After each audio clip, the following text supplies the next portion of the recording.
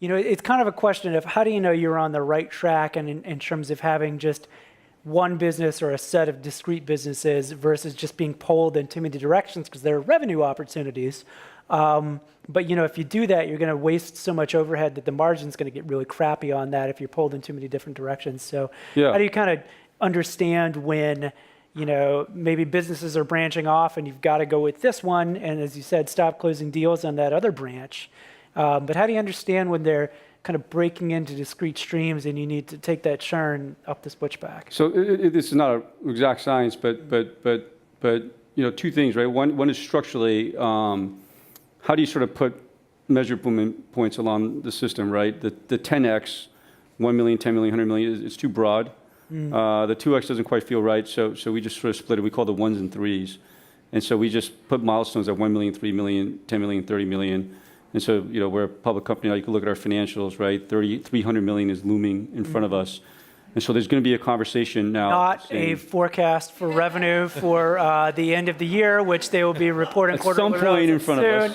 of us. Thank you very much for joining us, Mr. SEC. SEC. Actually, they're all furloughed, so what are we They're not working. They're all working right now, so don't worry about it. Yeah.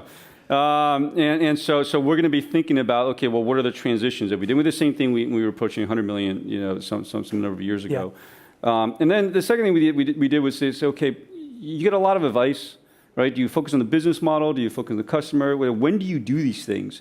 And so we just try to sequence each of these things to say, okay, look, for the first million, just focus on proving the idea.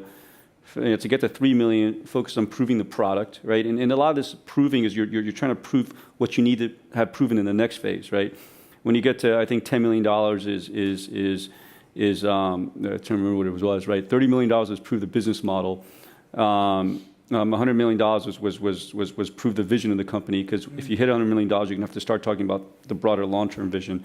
And just to set milestones along each of the way for you to focus on, and then you can sort of filter these things, right? And so the business model, don't ignore the business model, but you don't have to perfect the business model when you're just trying to get to 1 million or trying to get to 3 million. Right. Right. But as you're getting to 10 million, now's the time to perfect the business model, and now's the time to take a hard look that says which customers are more profitable than other customers.